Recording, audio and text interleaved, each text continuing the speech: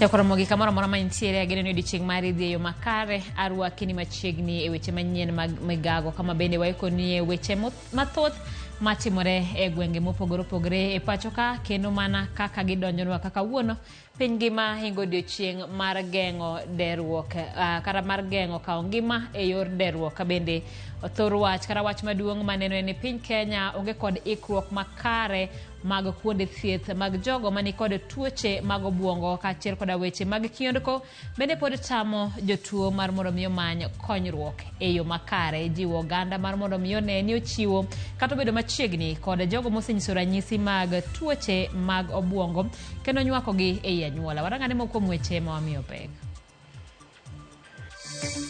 Dickson Diema mitudo kod nek mar jang'wech ma piny Uganda Rebecca Cheptegei owito ngimane koyudo thieth Eldoret. Ating'e lwetani mae judgment mane kot ogolo ni noriembwa ataro mar chik kendo kuom mano kot nowacho ni mondo uchulwa pesawa ma duto te gin $139,722. Maloyo jotije 100 mag kaunti ma Homa Bay bandho chudo tok ne riembgi e tich tok chik gi sirikal mokalo.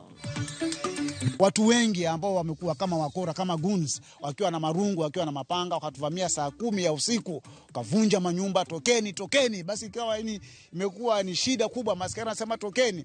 Sasa tutoke tuende wapi na hatukuwa tumepata hata kama ni hamasa, hatujapata awareness yoyote. Jodak majomvu Mombasa dwaro mondo piny owacho konygi kaluwore kod ywaruok mar lowo momiyo siki muko udigi.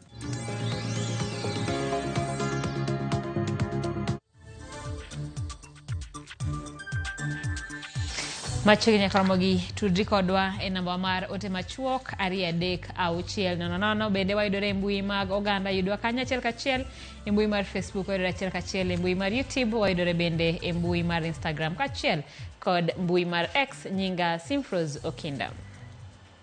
Obila ma Trans Nzoia odinone achije adek ka itudogi kod nek mar ji e gweng' ma Mokoiwet. Mae timore kinde ma obila mag okwach kich e tudruok kod apisas mamoko oyudo ringre miyo moro mane oiki ka jatend okwach kich ma kaunti no Paul Songo okwedo wach ni ringre mathoth oik kanyo ka giwacho ni giyudo mana achiel no kende.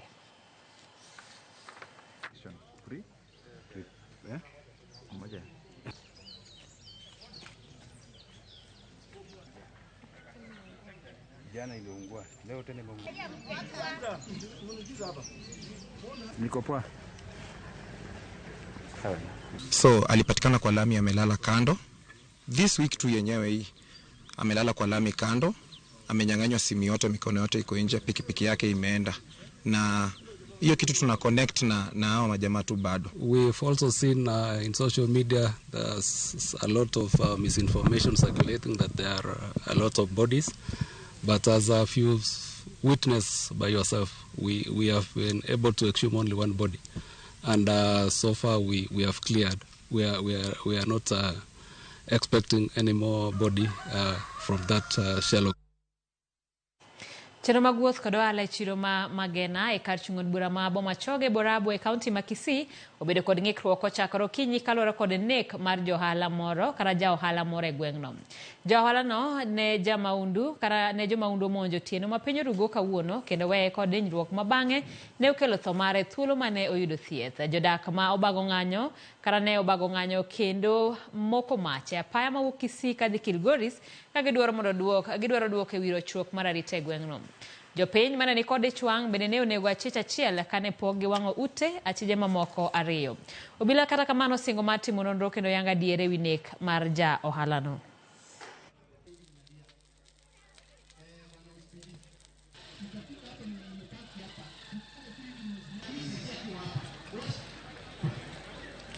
Cha kusangaza ni kwamba hii si jambo moja ambalo limefanyika hapa. Hii ni siku ya 3 baada ya hii kitendo ya kwanza yenye ilifanyika. Mtu mmoja alikatwa kidole. Ni juzi tu hii wiki jana. Sasa leo hapa wamekuja, wameua kijana wetu, rafiki wetu ambaye ni chef. Cha kushangaza ni kwamba tuko na OCS Magena, tuko na maaskari. Does that mean hawako equipped kutuletea security hapa? Magena is a station but is not equipped as a station. Station ya Magena ipewe gari ndio OCS na maaskari wake waweza kupeana usalama unaohitajika. Leo hii tunataka DC akuja hapa. Mko tayari? Tunataka DC kutoka Kenya akuja hapa address hii mambo. Mambo ya OCS, mambo ya watu hao wengine hatutaki. Tunataka DC kwa sababu hatuwezi uliwa tukiangalia na macho. Naomba tushirikiane kwa masuala haya ya usalama.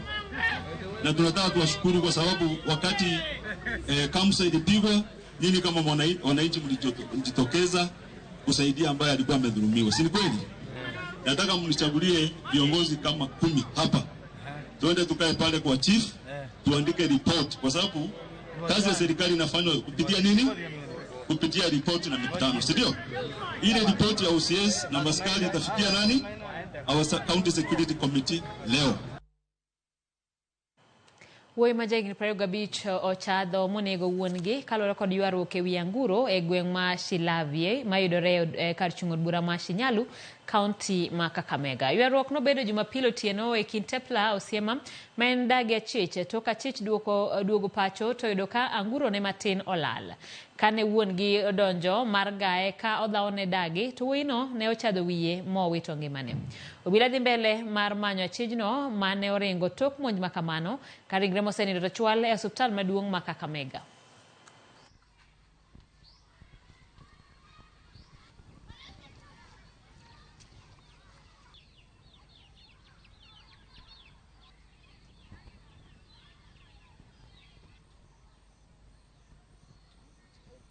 Na huyu mtoto anakaa na shosho yake. Babake akasikia makelele huko kwa mama yake, akauliza ni nini mbaya na huko tunasikia kelele Sami anaongea juu hivi kuna nini? Nikamwambia mimi hata sijui, nasikia anagombana, anataja maana mbona nguruwe imekufa. Basi akasema wacha mimi niende kuangalia ni nini mbaya. Manake alikuwa amelewa kidogo, nikamwambia usiende, manake unamjua huyo mtoto wako. Wewe ndio ulimzaa, unamjua na kuanga juu, si mtoto wa kuwa chini. Ukiongea yeye anakuanga tu juu, ngoja utaenda tu akishapoa hiyo ugomvi yake. Akakadikatasa akasema kwamba akaniambia kwamba mimi mpaka niende niangalia anaongelea nini. Saa ile mwendo wa saa 2 hivi ndio tunasikia ripoti huyo mtoto anaingia hapa na kufuruka hii shushu. Kumfuruka yake anakamani nguruwe yake inakufa. Na anajua nguruwe anaweka kwa mchua, chua ndio iliua hiyo nguruwe. Sasa kuuliza ni nani aliua na si mtu aliua nguruwe, ilikuwa tu chua. Hakusikia hiyo. Sasa anakuja tu na fujo na kuleta hapa fujo na kukatakata baba yake. Gavana ma Kakamega Fernandes Barasa dwaro mondo migao mar somo kas chenro mar yudo duoko makare kotenore gi ng'ur mar jopuonjre ewi chenro manyien mar siro som jopuonjre mbalariany kod kuonde tiegruok ma pacho ka. Nowuoyo mbalariany ma Masinde Muliro e chenro mar rwako jopuonjre ma welo kama nowacho ni chenro manyienno osekelo ng'ikruok e som jopuonjre ma pacho ka kendo miyo moko kuomgi rem donjo e kuonde tiegruok.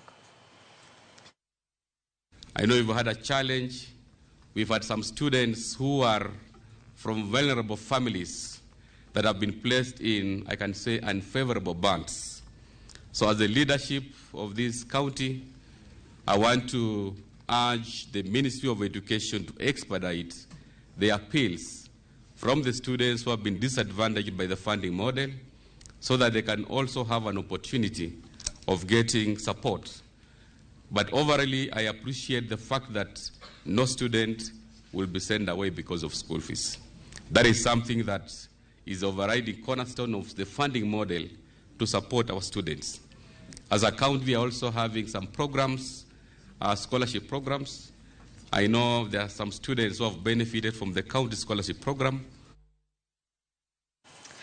Maloyo jopuonjre 15 mowuok e pacho ka madhi yudo tiegruok e weche wuoth e piny China okwa mondo bed jombetre mag Kenya e pinyno kaka yor loso yone jopuonjre mamoko mowuok pacho ka mondo yud thuolo mag dhi somo e pinje maoko. Ka giloso Mombasa e kinde romo mar ng'ado rieko ne jopuonjre go e weche mag wuoth ma itayo e bwo winjruok e kind Kenya kod China koting'o gedo mar ndach reru, apisa mowuok e mbetre mar Kenya e pacho ka olero ni winjruok e kind Kenya kod China medo bedo motegno ahinya to bang' limbe ma jatend piny William Ruto manyocha time pinyno. Kokalo tiegruok mar jopuonjre go ma ibiro ndik tich e chenro mag dongruok ma itayo e kind Kenya kod China igeno ni biro tiyo kod lony manyasani e kelo lokruok.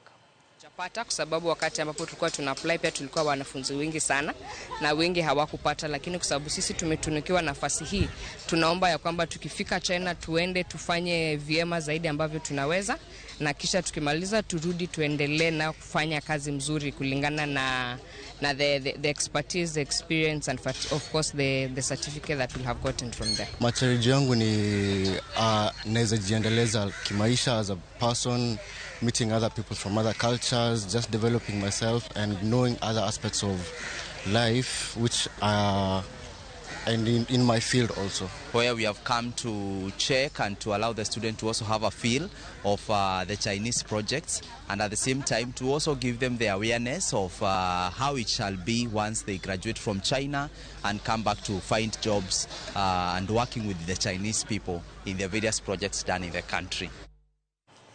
Riwruok matimo nonro mar Kemri ogolo jolony odhi okonyo chenro mar timo nonro mar DNA e skund Hillside and Arusha mayudore Nyeri. Yande kamogol kod riwruogno giwacho ni lab gi mar nono nyinyo mag del dhi konyo chenro no mar konyo anyuola yango ringre nyithindgi.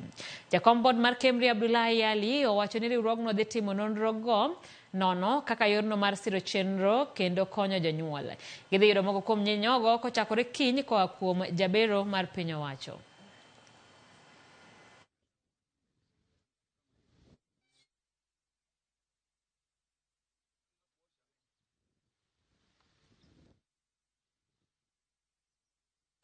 Kawadhi nyime ni moheo jotije mag lwedo 100 mane oriembi tich e kaunti ma Homa Bay okwayo sirikand kaunti no mondo yie olure gi chik mar doho kendo chulgi pesa gi. Pesa maromo milion 39.7 mane owinjore bed ni chulogi kalure ne oriembgi e tich e tok chik. Jotijego mane otiyo e kinde telo mokalo e kaunti no ne oriembgi e tich e higa mar 2017 kendo ne gidhi magimako bura e doho mar jotich e boma Kisumu ka gipingo kit kaka ne oriembgi e tich kendo bang' winjo burano jang'ad buche Justice Matthews Ndomanderi ne ogolo chik mondo sirikand kaunti ma Homa Bay ochulgi omendano. Giywak ni sani gikalo e ngima matek nyaka ne riembgi e tich e tok chik kendo gisebedo ka gibandho chudo margi kuom higni duto to dwaro margi gore mane Lwanda ka gikwayo gavana ma kaunti no Gladys Wanga mondo winje ywakgi. Ochunga apoya kane gi site gimiluongo ni highway bill manyaka kawuono ok en adieri nikech tok kane wasea wan gi ji 1,764 ma county government osendiko tokwa. Koro ok wan convinced ni negiriembowa ni high bill. Ma ating'e lweta ni mae judgment mane koto golo ni noriembowa ataro mar chik kendo kuom mano kot nowacho ni mondo uchulwa pesawa ma duto te gin $1,722,722.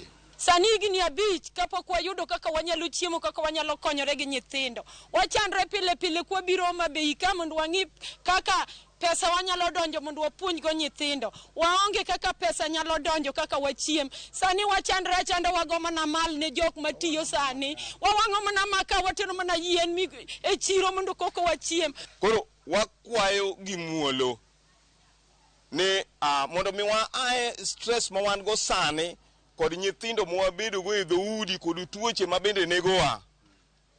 Mama yie mondo mi ichulwa.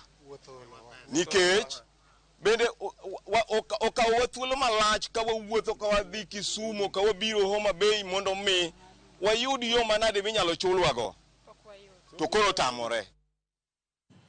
Obila tesendo bila macha vakali e kaunti ma Vihiga odinone achich moro mano juke gi jowetene moko ariyo ka oting'o njaga manego ne romo shillings milion 3.6 e nyamburko moro kido mar Subaru ka giwuogo Busia kendo kane gichomo Nakuru. Komanda mar obila ma kaunti ma Vihiga Peter Katam wacho ni obila nondhiyo nyamburko no e alwora ma Lusui e apaya ma ya Kakamega kochopo Kisumu. Kata kamano ji mamoko ariyogo to ne oringo molal bang' neno obila ka jagono to ne ondhi kapok oringo. Kata kamano Katam wacho ni achijno osenyiso gima tut kotenore gi chenro mag kendo gisechako timo pedha mar manyo ji ariyo mane oringo olalgo. Osingo ni giseketo okenge makare mag kedo gi ohand yedhe mamero ji e kaunti no ma Vihiga. Na wakati walisimamisha gari lenyewe alikuweza kusimama, ikabidi wafukuze mpaka wakati ambapo vile walikuwa wamekaribia, basi occupants wa hiyo gari wakashuka na wakaiacha kwa barabara, kando ya barabara. But uzuri ni kwamba one of the suspects ambaye alikuwa ndani ya hiyo gari alipatikana na akawekwa mbaroni.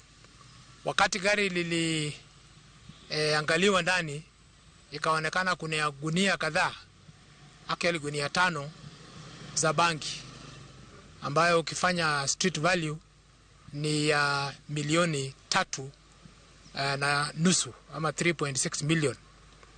Hapo ndipo tukalete gari hapa Chavakali Police Station na tumemhoji yule key suspect ambaye ametupatia information ambaye ni very important kuhusika na hii kesi ya leo.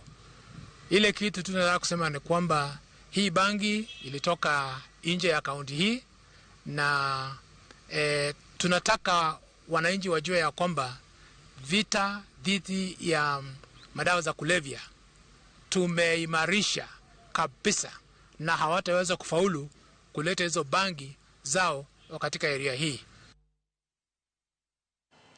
Moko mjodake kar chung'od bura ma Jomvu Mombasa koro ywak ne piny owacho e bwo migawo mar lope mondo mi odonjre ywaruok mag puothe manie kindgi kod joket mwandu magikone osebedo ka muko utegi e alworano gino makelo negi midhiero e kinde ka kinde. Kane gilose e gweng' ma Mwaeba, jodago kotelnegi kod Wilson Nyamai okone achiel kuom joket mwandu ne omonjogi kar saa 10 motieno kendo muko utegi magikone gisedakie thuolo mar higni 5 maonge notis moro amora. Gikone obila mane otelone chenro mar mukono ne okomiyo gi kata thuolo mar choko gigegi ka gin bende gikoni dhogi ne omoko gi nyithindo makoro gi sani jot mana kodgi e bwo yiende ni mar onge kama ginyalo dhiye. Jaod bura ma alworano Badi Twalib ne ochopo kendo singo maneno ni okawo okang' mowinjore kendo jodak-go yudo ratichgi. Kia tu maskari wamekuja na watu wengi ambao wamekuwa kama wakora kama goons wakiwa na marungu wakiwa na mapanga wakatuvamia saa 10 ya usiku kavunja manyumba, tokeni. Basi ikawa imekuwa ni shida kubwa. Maskari anasema tokeni. Sasa tutoke tuende wapi na hatukuwa tumepata hata kama ni hamasa, hatujapata awareness yoyote. Hakuna mkutano tumewekewa pengine na mzee wa mtaa, hakuna mkutano tumewekewa pengine na area chief, hakuna mkutano tumewekewa pengine na DO. Vitu vikavunjwa, ma TV, kila kitu paka chakula kikafinikwa. Kulingana na Rigathi Gachagua ambaye ni naibu wa rais, alituambia wazi, akasema hata kama court order imetolewa kuna procedure ya kufuata kama hujafanya ubomoaji. Lazima court order ile ipelekwe Nairobi, iangaliwe, Ministry of Internal Security wakuje ground, waangalie kwanza wakina nani wanabomolewa na ni nini kiko pale. Twashangaa ni nini sasa ambacho hao watu walipokuwa kiishi pale kwa amani na watu wa airport imeingiliwa kati. Na fikra ambayo unasema mimi ni kwa kuwa watu wameona pale mahali ni pa thamani, ndio sasa wataka kuwaondoa hao watu kuona ni wanyonge ili wao wapate kujifaidisha kibinafsi. Kama mbunge nasema jambo kama hilo sitalikubali, na nitapambana mpaka dakika ya mwisho kuona kwa tumetetea watu wetu. Kitu kimoja ambao nataka kupiana warning kabisa hapa, watu wa Jomvu ni Wakenya kama Wakenya wengine wote wale. Kwa hivyo wasichukuliwe kama wanyama. Kwa mtu akija hapa atakuja na court order ambayo haieleweki, apate kuja kuwasongeza watu kwa mambo yake ya manufaa ya kibinafsi. Forceful eviction, hii government ilikataa. Kambi kunyomula mar Amlite Resources Limited kwano lal manego nedi rom shillings bilion 30 bang' monj machielo ma otime kambino manirariede kaunti ma Siaya. Kweth ji moko ma ichich or mondo tim maunduno ne omonjo kar kambino e kar saa 7 mar otieno kendo ne gimonjo chuk dar marito kanyo kapok gitwegi kendo ketho mwandu. Ne giketho tingni ma itiyogo e kar dag mulano, tingni mag kunyo manengogi ok tin milion 16.5. Mano e monj mar 6 ma otimne kambino e thuolo mar kare thuolo kochakore dwe mar 1 higani. Okil mar kambino Danstan Omario okuongo monjno ma otimore jumbe 2 tok ka monj machielo ne otim mana kanyo. Akatoka akikuja hivi. Kufika hapa nikamwona kama anarudi mbio. Mara hiyo naona mtu mwingine pale akisimama. Anakuja anasimama. After 10 minutes ndio hao wajamaa wakaingia. Tukawaona. Nikatoka mbio nikaenda nyuma ya ile mashine. Yeye pia akakuja na this side akaingia hapo na hiyo panga yake.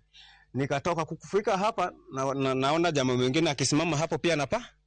Sasa niliamua tu nikakuja nikajump kwa huyo akaanguka chini, mimi pia nikaanguka huko. Nilikuwa nawaona tu cause walikuwa wanatoka huko na hizi mavibui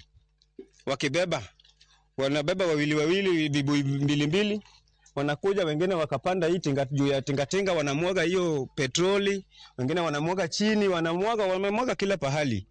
Kumaliza tumeshtoka tu kama moto inawaka. Mbona ananitumia watu kunimaliza? That's the question. Sina deni yake. Sijakula chochote chake. Nang'ang'ana na maisha yangu to provide for my family and to support the community. I have instructions. 1, to sue the OCS and his officers by name, not by their position that they hold. And we shall be seeking they compensate my client all the amount that has been spoiled. Nyakromogi sa 7:19 wakawiyo mokwongo chenren mar migago nano kanyo kawuoro otera mogi TV neni makare sana rapogi kanyamkago ka ma otistinga oganyo mar rapogi kanyamkago kamano an Bruce kawuok Nakuru ramogi TV ler ndi nyathino winjore omaki mapiyo piyo aparo ni wewi nyathima onego kwargi. Ramogi TV an George Luga Maralego umaje awinji kendo makare kendo aneno TV rokamana nyama Austin kanyalo lelo kanya iwachini wuok West Kanyamkago. Ramogi TV ler aneno kantiere e county ma Migori. Nyako Ramogi pod wantie gi weche mamoko bed kodwa nyake gigo.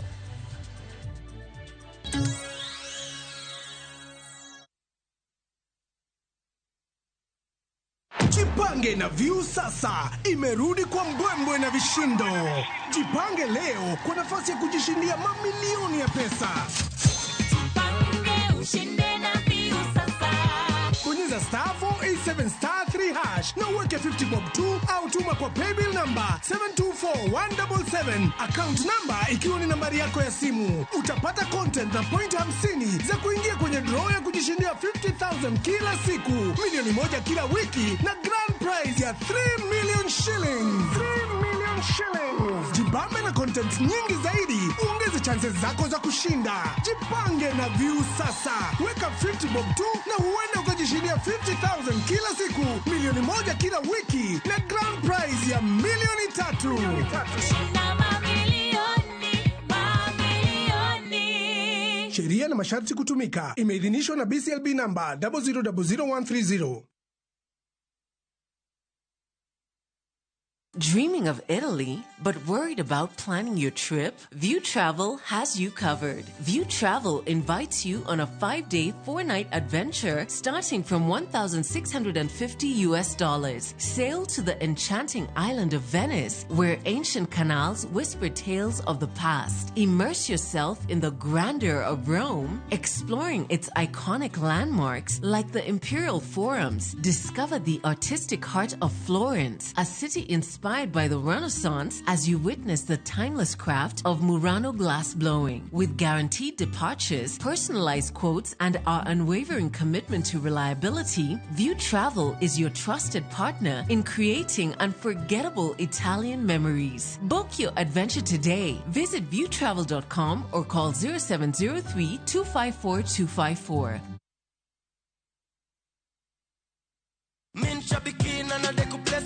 Huyu ni Dan kutoka Meru, ndio mshindi wetu wa 1.57 million Kenya shillings pale kwenye jackpot. Uliekelea games ngapi? 13. Na ukashinda zote? Kabisa. Wow, goodness. Nilikuwa na shilingi 49 kwa account. Nikaona nicheze hiyo midweek jackpot, nikapata 13/13. Naweza tu bashiri na ingiane. Una plan kufanyia nini do Bazenga? Kuinua nayo biashara zangu. Kwa wale wasio ambao hawajaweza kucheza shabiki, unaweza taka kuambiaje mzee? Azindi kucheza shabiki ni ukweli, azindi kucheza hata wao watakula kama vile nimeipata yote. Ingia www.shabiki.com, click kwa jackpots, select Shabiki Midweek Jackpot. Chambua game zako 13 safi, alafu wekelea bet yako. Imagine ni rahisi tu hivyo. Cheza Shabiki Midweek Jackpot. Pia wewe tukuite milionea. Mina dai wote twenda hivi to bet. No, for persons under the age of 18, authorized and regulated by BCLPA 671. Ma echenro makeloni danji maliet. Ma echenro makeloni weche mamolo seche duto. We are only beating job. Kik od belo bai. Kabuona ngol moral mar mdakel belo kaka winjore. Ma echenro makeloni duond yawuoto nagi. To wakwa rowere bende kiyudo matin kikicham te ikungo. Duond mine kaja odi miyo nigi pesa malo dichuo. Support. Kodo hala. Gimotimo as a fashion house, we measure in both ladies gichuo. Mane mbak ndalo chakre wuok tich nyaka tich abich saa 8 odiochieng'. Mane Ramogi TV.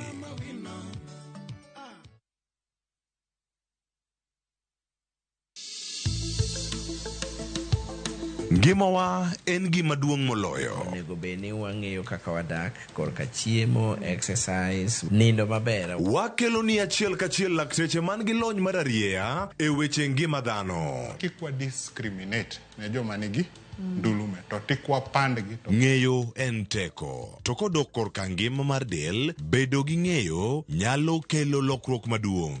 Wacho ni kendo Ruth pile ni e penj laktar kaindi chiemo watiyo godo mondo wageng' tuoche. Wabiro wuoyo gi ji e yo mabiro mulo chunyi kendo miyo pachi yawre. Obwongo gi del gin ga gigo motimre nade moriwore. Koro gimipidho obwongo mari luwore gi gino mipidho dendi. Riwri kod Ruth Otieno e penj laktar. Wuok tich nyaka tich abich saa 12 odhiambo mane Ramogi TV. Penj laktar. Ngima en mwandu.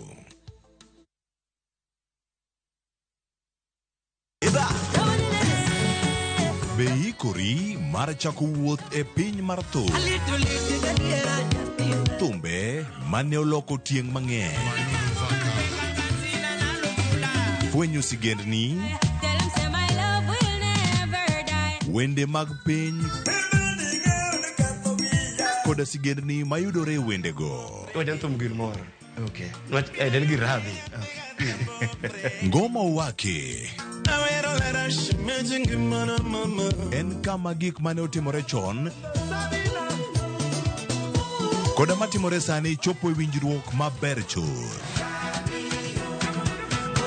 Ngoma owake.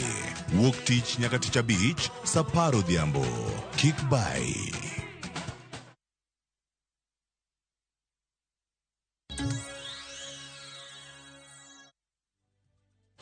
Machiegni kendo nyaka Ramogi jopuonjre mag mbalariany mopogore e pacho ka ne wuok oko kendo bago ng'anyo mar kwedo chenro manyien ma piny owacho tiyogo e chiwo sir mar somo e kuonde tiegruok. To kaka jafwambo marwa Joja okoleronwa, jopuonjrego ywak ni thothgi maonge kod nyalo ok yud sir mowinjore kodgi, gino ma pod miyo jonyuolgi ting' mapek mar chulo fees.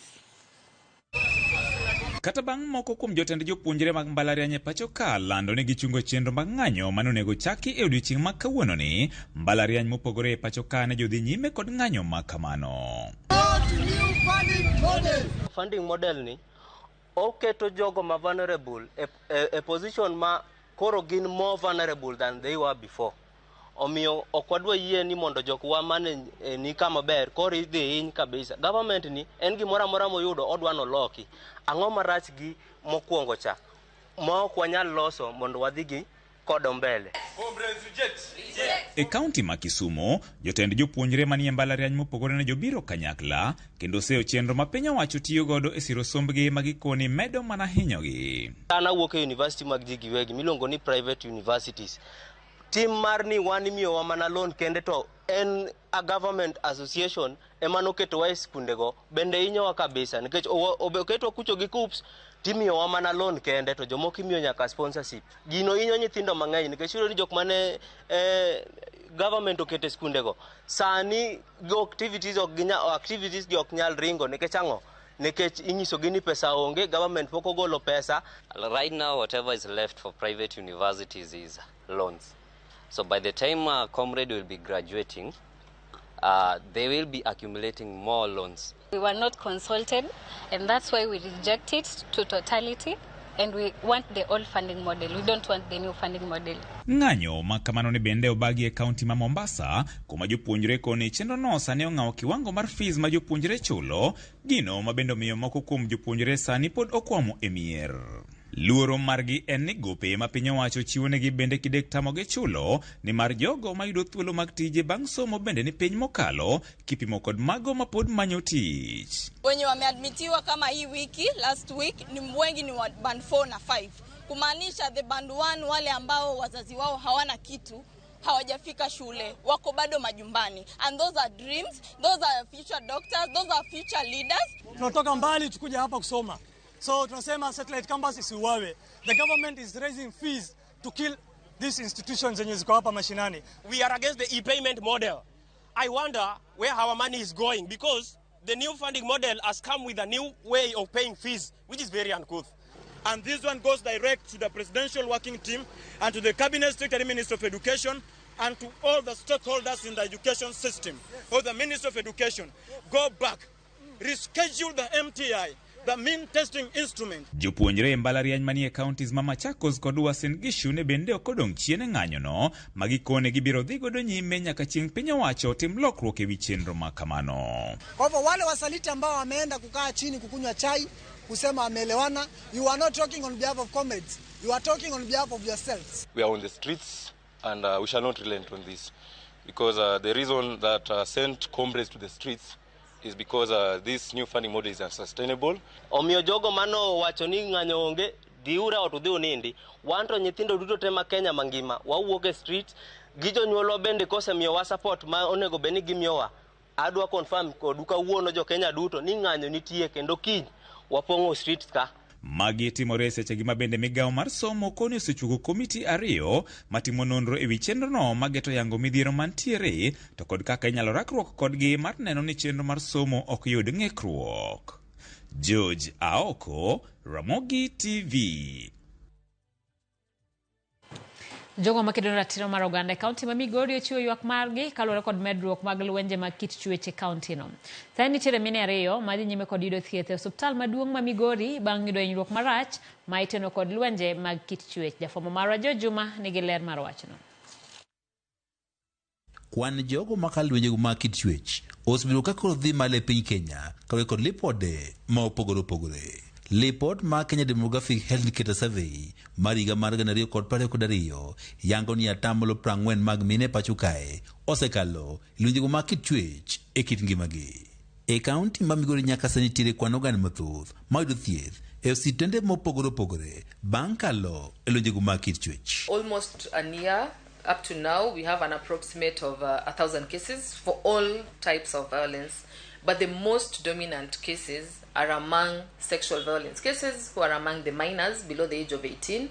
Then an upcoming is the intimate partner violence. Kuficha Kenya ilikuwa kwa ndoa yangu ndio imeniletea shida kama hii. Sharon Akoth kachiel kod Rosa Dhiambo masani dhime kod yudo thieth e osiptal maduong' no ma Migori gin mana moko kuom oganda sanja ma osekalo e lwenjego mag kit chuech e kaunti ma Migori. Rosa Dhiambo ne omonj kod jater tarik 1 made mar 9 mar higani, monj ma bende we ka lwetege ariyo kod otong'.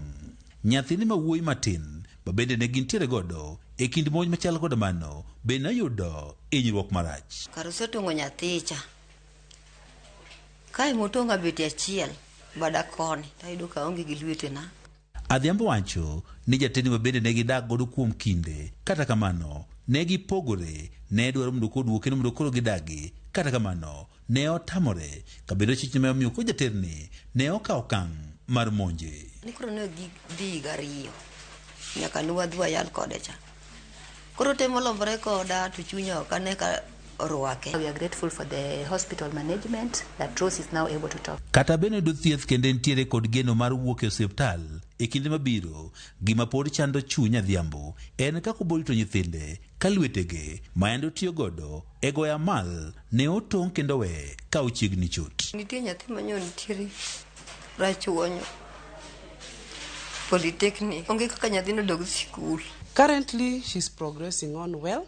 We have clinical psychologists in the county referral who are picking up the issue of psychosocial counseling. Jateno ma itudo kod monj machal kod mano ne okawo ngimane bang' timo tim machal kod mano e ward achiel ni ma Migori level 4 kama Adhiambo dhi nyime kod yudo thieth. Bende wayudo Sharon Akoth ka bende onindo tandano mar midekre bang' kalo e lwenjego mag kit chwech. Nilikuwa najaribu nivumilie ili nizuie ile jina ya nyinyi ni watu wa kutembea. Akoth muke location ma Kamgundo e sabgweno ma Uriri ne otong' tiende kod wuon pargi magisedak godo kuom higni 8. Monj makoro omiyo en osiptal sani otimore ka osepogore kod wuon pargino nikech lwenje ma kit chwech ma kinde ka kinde. Ashainua panga juu, ilikuwa kate shingo nikadivert mkono yake ndiye akakata mguu. Ka opogore kod monj masani bende koro omiyo en osiptal, Akoth wacho ni osebedo ka okalonjego mag kit chwech kuom higni mathoth ka bende yande ni otweyo mana okanda ka ogeno ni dak dhi bedo maber mbele. Mara yangu ya kwanza ya kukuja hapo hospitalini sababu yake tena akanigonga kwa tumbo nikiwa na mimba hiyo wakati mtoto akatoka nikafanywa upasuaji hiyo wakati. After all that you get a survivor telling you that the family or the relatives at home have decided that they need to withdraw the case. Kata bende osekalonjego mag kit chwech mathoth owacho ni familia mare to pod dwaro ni odhi nyime kod dak kod wuon pargini ka en owuon to koro kwedo. Si lazima niishi na huo mtu sababu ya ng'ombe. Hawezi linganisha maisha yangu na ng'ombe. Jogo mosebiro kama nyimar kede kolonji ma kit chwech county ma Migori wacho ni bedo ni thoth oganda mosebiro kaka midhiero ma kamae pok owuok oko mar manyo kony e mosekelo pek e kede kolonji ma kit chwech e county ma Migori. George Juma, Ramogi TV, Migori. Wach malita enya kawadhi nyime ni Dickson Diema achich mitudo kod wang'o jang'wech Rebecca Cheptegei momiyo wito ngimane juma mokalo wito ngimane Otieno Manyoro. Diema wachore ne omonjo Cheptegei kendo olo kuome mauta mar petrol kendo tea kibrit kuome gimane omiyo owang' mar atamalo 80. Diema wachore no yudo hinyruok mag mach atamalo 30 kendo wito ngimane koyudo thieth e osiptal moro e boma ma Eldoret.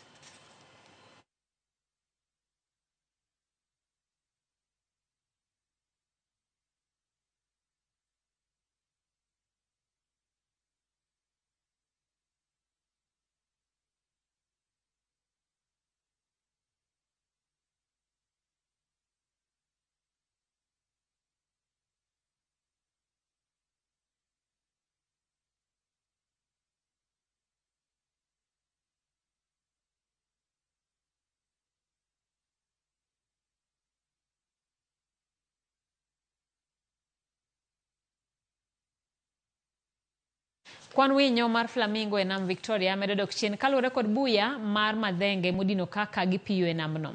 Buya no osemedore moloso bungu makoro dino nyaka le mawuotho e kind Bogoria nyaka Ruko. Apisas mag Kemri koro ochako chenro mar golo oko buya no mar yawo thuolo ne winy mag flamingo go maber kendo dhi mbele kod chenro gi e namno. Giwacho ni medruok buyago bende oseduoko chien weche limbe ne jogo mabiro neno winyogo.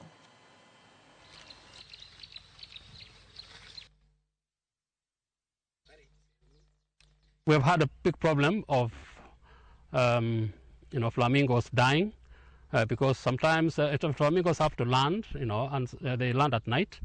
And so a lot of flamingos have been affected by being trapped in the Prosopis thickets. because in the night, the visibility for the flamingos is very poor. And so when Prosopis has occupied all the landing areas for the birds, it has been a very, very big problem. Vile Prosopis metuaffect ni imeleta madhara mingi sana. Hasa kwa wanyama, imemaliza mandeka,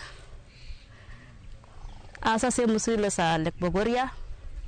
Flamingos wamelan kwa hiyo Prosopis na wengi sana. Kwa upande wa mbuzi, ng'ombe na zebras memaliza nyasi. It was all brought to Baringo to assist in afforestation, to arrest soil erosion, so that we can achieve those agricultural activities. But the goodness of this tree is that, yes, Baringo is green. The drier parts of Baringo is now green. But we have the diverse effects. The diverse effects is that, one, as we depend on the tourism, the plant has encroached so much in Lake Bogoria, where we have the hot springs and we have the flamingos. So many people come to see these thousands and thousands of flamingos. But right now, those flamingos have nowhere to land, because as the water has risen, the Mavenga has also gone deep into the water. Malayo jopuonjre 250 mawuok e counties mopogore pacho ka Bagorome County ma Kisii e tiegruok mar piny owacho e tiyo gi lony manyasani. Chenrono mar Ajira Digital Platform ibago e mbalariany ma Kisii kokelo kanyakla jopuonjre madwaro timo tije e mbui mar kedo kod onge mar tije mindiko mokwako jende pacho ka. Apisa mag chenrono omedo jiwo jopuonjre mane otieko somo mondo oriwre kod chenrono mar jiwo ngimagi. Once you show them, they'll be able to be OC. That's what I look at. So today we are in Kisii National Polytechnic.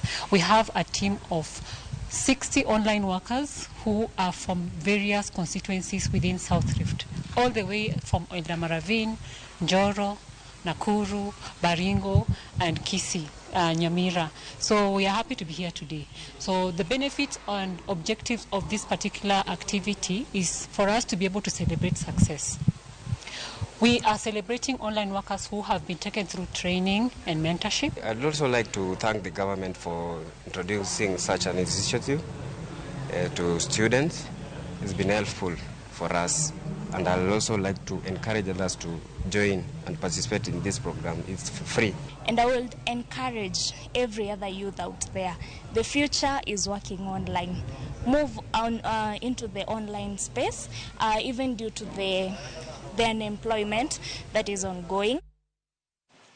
Nyokramogi bende iwinjo e masako itie jumane. Josiasa kod jopiny osebedo ka gido itwa kod weche marwayo ng'ede kendo miyo jopiny mor. Wechegi ochoki kendo losi kod jafwambo marwa Walter Nyambaga e chenro mar masako it.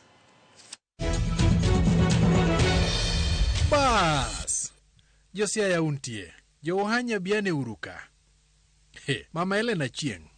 What is? Wase chandre e gweng'wa ka. Nango? Wase chandre gweng'wa ka ni jatuo ka tuo tidhire gi ulubar. Ulang'owa? Tidhire gi ulubar. Elen, iwacho thiwi ma wilbaro kose? Kata ano setera gi ulubar. Nyako hospital. Moko nyuole yo. Jotelo biro loso. Tonge. Kogi sedhi tonge. Wasiemo nigi mana beche magidhiye. Sawa kare. Millie Odhiambo, ikoni Shosh kod Dani. Ere ma ine od bura? No, I'm not the Shosh of the house. I'm the Dani of the house. So I'm not Shosh. I am grandmother in Luo. Aringo meja nyubiero nyamin captain. Amilo. Speaker ngor. On record. Tell me what I said on record, because I was never given a chance. No record. Honorable Millie. No record. Give me what I said. On record. Order. Wa. Kalumo golokoke. Anyway, Agwambo. Haya. Josakwa otimango. Josakwa umor. Tukopada umor. Win. Agwambo pakria ne mate. Joey! Ideko ge pakruok. Owei bahadu. Tiwa kido kyogo do chuothro go churi oyoma. Mama Ida Sarach, uone machuok. Mokwongo apogo ndanda tatieko. Nikech again ni sauce de mang'eny. Opug Nyasongo, Mukane Miel Woman Rep. To ikoni miyo moro fuong'o wach kure. Gimiriambo manono ni nyaka nyada makanya balani min kaya chuonyo kodidika dhako marandiga manigi dichuom Nyasaye ogwedho gi nyithinde adek noloso wuskana chimworoni ashinde katika jina la Yesu. Rigiji tonade. Don't worry my brother. Ni sani iludore nyowuoyo e wach broad based ne. Kwa hii serikali hii mimi ndio mwenyewe niko ndani. In chum Jerman. Mimi ni chuma ya zamani, niko ndani. I'm inside. Sudane matin mondo ukebicha bodonji. Hii serikali sinilipigania. There is no way I can move even an inch. Ket Waruguru. Ikoni jomoko teso ng'awa. Mlima wa Rigathi Gachagua. Donge onge ng'ama omulo Murema. Mnamtesa na kumfinya ndio nao raia wanampandisha juu. Bora msiguze mlima. Bora msiguze mlima. Sana katika ndege ya Sasit. Joma pok noidho ndege. Ara winjuru udo suna. Ya saa 8:30 kuelekea Nairobi. Itachukua muda ya dakika 40. Junet. Kisumu nyaka Nairobi seche adi? Itachukua muda ya dakika 40. To ere gir math e ndege? Hakuna chai, hakuna mandazi hapa. Nikech ndege osewuok, Ruto, jo Kenya dwa dhi kure. Where they wanted to travel to, if the airstrip is built, they said they wanted to travel to China. Kanye? They said they wanted to travel to China. Emasa Koit kod Walter Nyambaga. Mano Masako it Mikelonwa Jumapili ka Jumapili kod Walter Nyambaga. Wadhi nyime e county ma Migori kama piny owacho mar county no ka otenore kod riwruoge mamoko ma ok mag piny owacho masiro chenro mag pur e county ma Migori ochako chenro mar puonjo jopur kaka ginyalo timo pur makare mondo giyud rang'iny makare mag cham kata kothe ma bende nyalo yudo chiro mayot. County ma Migori ng'ere kaka county no mathoth oganda timo wechego mag pur mag kothe mopogore opogore ma oting'o niang', oduma, soybeans, oganda, ochele kaachiel kod mamoko. Lipod mawuok kuom migawo mar pur e kaunti ma Migori yango ne nitiere jopur malo gana 174 e kaunti ma Migori mangima. Kata bed ni jopur osebedo ka oketo maino margi e pur, thothgi osebedo ka ywak ni ok ginyal yudo chiro malong'o, gino mosemiyo moko kuomgi oweyo kata pur. Jolony wechego mag pur wacho ni moko kuom jopur bedo kod pek e yudo chiro nikech kothe kata chiemo ma gigolo ok chop rang'iny madwarore e chiro. Jopur mathoth bende yudo lal mathoth e kindego mag keyo nikech rem e luwo okenge madwarore. Post harvest handling ka wayudo ni japur lalo up to atamalo 30, that is 30%.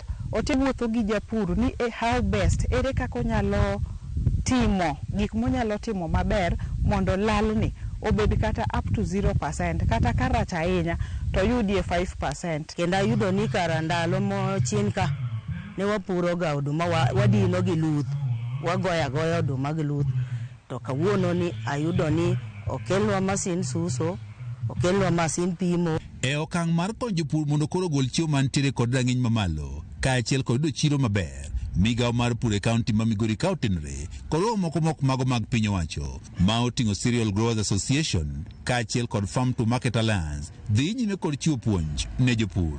Koro ayudo ni kara en gi procedure ma moko wang'ado ga shortcut, to kawuono ni ayudo are e puodho nyaka e chiro, koro puonja te. Farmers wani mondo giform groups ma nyalo bedo koka ma ginyalo tiyo go koka marketing avenues for their produce. Jopur yudo puonj kaka ginyalo rito cham ka ochakre puodho nyaka bang' keyo mondo gibedi kod rang'iny makare. Janet Omolo, menjalo nyochego mag pur, wach ni gitiego jopur kaka ginyalo rito rang'iny mar chiemo kata kothe magipuro. Ng'ato nyalo timo gimoro amora maber e puodho kacha, to kochopo kar chiro kae to olose nang'owa gikegi ok ler, quality. So achiel kuom gik mwatimo en training japur e weche mag quality. Wanyiso japur ni seche midhi keyo bed gi tandaruwa e puodho kuchocho mi harvest. Dongine noga samoro ki harvest iyudo ka nitiere oduma kata motop, samoro ganda moko top. Wadwaro ni bedo gi tarpaulins kata tandaruwa kata ogunia moko ariyo mopogre. Ikete motop idiro konchiel to mabeyo iketo konchiel. Jopur bende ipuonjo ka ginyalo moyo cham kata kothe e yo makare mondo rang'iny margi koro kik dog piny. Director migaono mar pur e kaunti ma Migori Billy Nyagaya wach ni bende gitiego jopur kaka ginyalo yudo chiro mayot ka ok gitiyo kod omenda mathoth e manyo chirogo. Watemo promote gimiluongo ni collective marketing. Nikech waseyudo ni ka farmers timo marketing as individuals on their own, to brokers temo exploit kendo yudo ni cost of transport and cost of aggregation bedo malo. Jopur mondo riwre kanyakla mondo ginyal bedo gi ngufu kata gi teko mar yudo cham mang'eny, nikech chiro mwayudo gin chiro madongo ma ka in gi cham matin to ok ginyal choponi. So nyaka ibed ni nyalo yudo cham madhi 10 and above tons. Nyaka sani nitie jopur mathoth ma oting'o mago mapuro chele e kar pur mar Low Cogeneration Scheme ma bende koro pod okwamo kod chambgi mane gikayo dweche buora ma okalo nikech onge mar chiro malong'o. George Juma, Ramogi TV, Migori. Nyakoromo gi kanyo mano saa 7:48 wakawo yweyo machuok kendo wadogi weche mag tuke.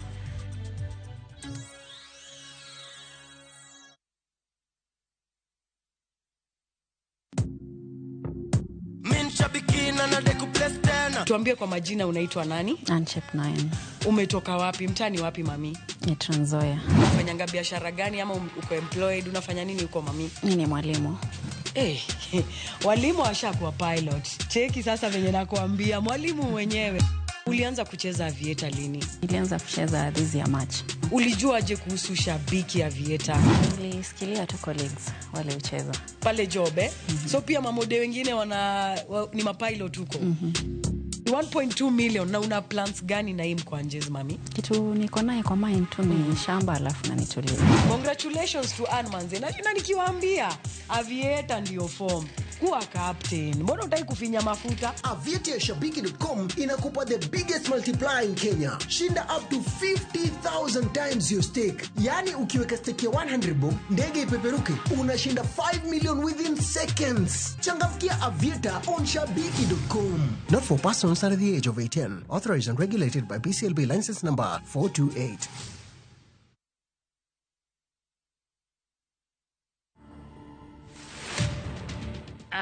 Do you want to hear the good news or the bad news? And I said, let me get the good news. And he said, the good news is you don't have stomach cancer. The bad news is you have colon cancer. To watch this story and more, download the Citizen Digital app today. Kenya's #1 app, Citizen Digital. Ameniweka huru kweli, naimba sasa haleluya, kwa msalaba nimepata kutoka katika utumwa. Kama ungependa wimbo wetu ameniweka huru kweli, iwe sikiza tuni yako, ni rahisi. Bonyeza *811 *500# na ukumbuke sikiza na Citizen ndio kwa wasanii wote.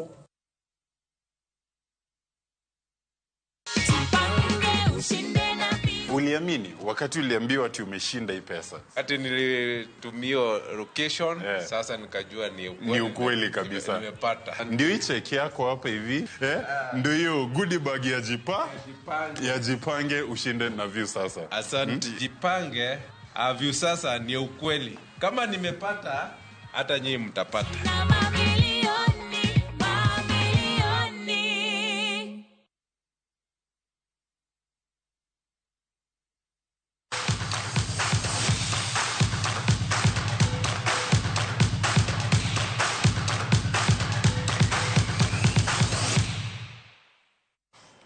Machiegni pautuke jang'wech mita 400 Zablon Ekwama kod Boniface Mweresa marigo ng'we mag mita 100 gin moko kuom jong'wech